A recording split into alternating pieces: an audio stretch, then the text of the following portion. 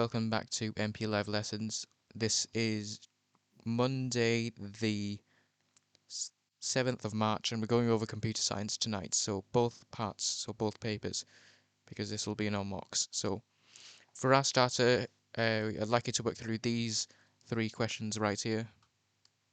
So first is define the terms algorithm and the term pixel, and we'll first start with that.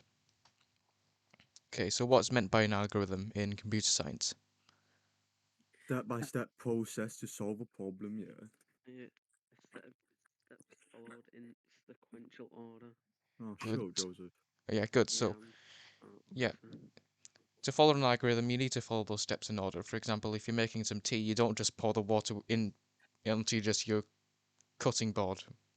Yeah, so steps followed in order to achieve something. Okay, so I'll highlight that out. Now, this is a bit harder here. So what's meant by the term pixel? The images in a picture to create that picture, something along that line. Okay. Anyone else? The actually. Right. So pixels are small dots that make up a bitmap or a picture image.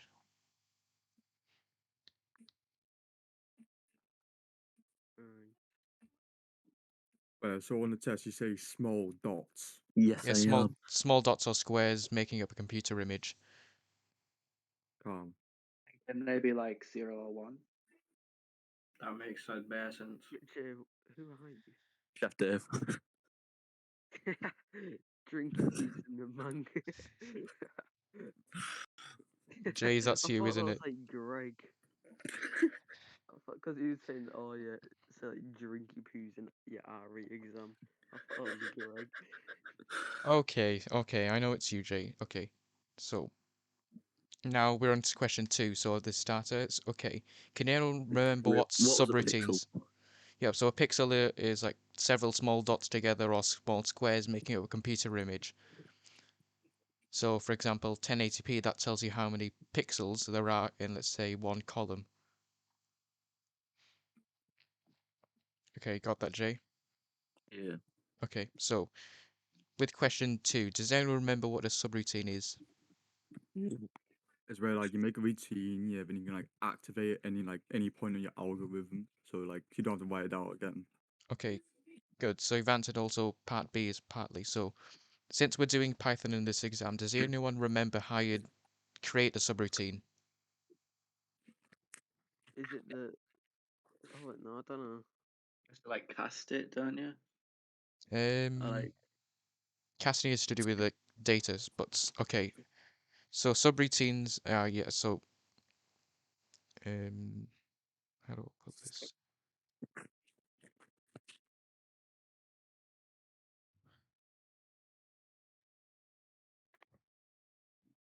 So for example, in Python, which we use in your exam, you would start off by writing, well, DEF. I think I need to make this thinner first.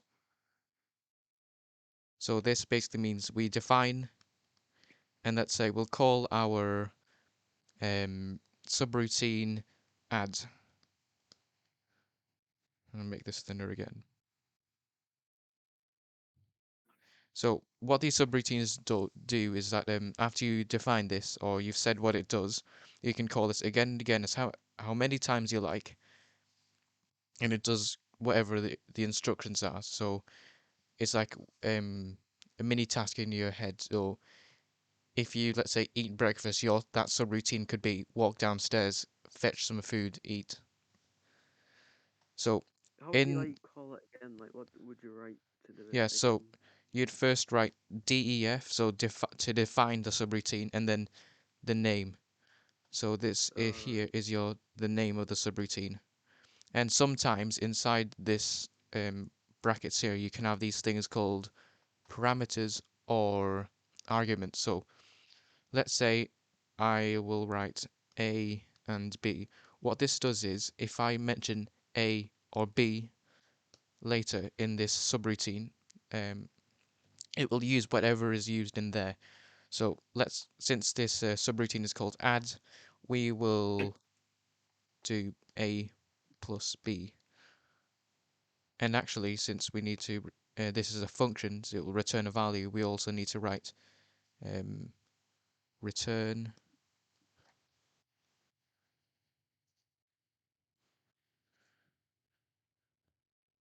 so this will like give us the value back again, A plus B. So if I were to just call this again, like if I'm needed somewhere else in my program, I could write add.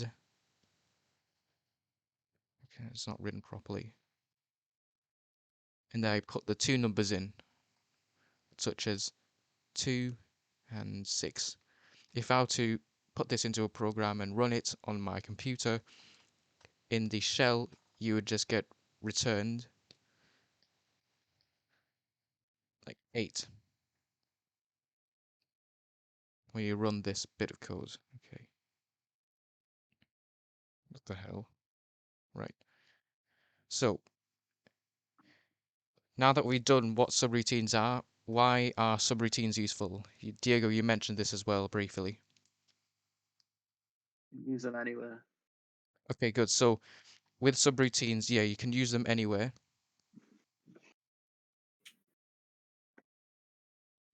And why would it be good to just use them anywhere, or just calling this single line here, like add brackets, and then your two numbers? You don't have to like rewrite it. Good. So you don't have to rewrite all that code over and over again. And let's say it is actually faster sometimes to copy and paste, but if you find out something is wrong with your code, why is it better to use subroutines in this case? Because then So there's like no what mistakes they in are. that, innit? Yeah, but if you do have a Find it mistake, easier. yeah, so it's easier to correct that mistake. The only place you need to go back and correct the mistake is in this bit here.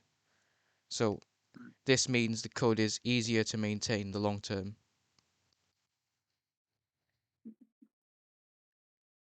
So if I want to add new features to this subroutine, I just have to edit the subroutine where it's defined and then maybe change a few bits elsewhere. Good, so now this is a bit of computer theory. Can anyone remember some type of secondary storage and how it works? So by secondary storage, I mean your actual storage where all your photos, game files, and so on are saved. SSD. Okay, Hard good. drive. Let's Supersonic drive. okay, so let's start with the SSD. So can anyone remember what an SSD is or what's meant by SSD? Solid It's a state drive. supersonic Like drive. it doesn't move. There's no Yeah. rotating element. Yeah, Good. there's no magnetic disc spinning round inside. Yeah. Yeah, so that's what, That. well, you described a hard disk. Mm. Yeah, that's hard disk. And SSDs are very, very much quicker. True. Okay, good. So Yeah. why would you say many storage devices are SSD rather than hard disk? Like, for example, if you want to carry some storage with you, like on a Less pen chance drive. of breakage or smaller. Big. Yeah, so think about if you were to drop both of them, which is more likely to get damaged? Hard drive. Hard drive. Yeah, the hard disk, because if you were to basically get a Oh, magnet and just keep hitting it, eventually that magnetism is actually going to go away, so your data can be lost. Whereas your SSD, it's just sheets of metal. Unless you start to bend it, then nothing will happen to it. Okay, so that's our starter done.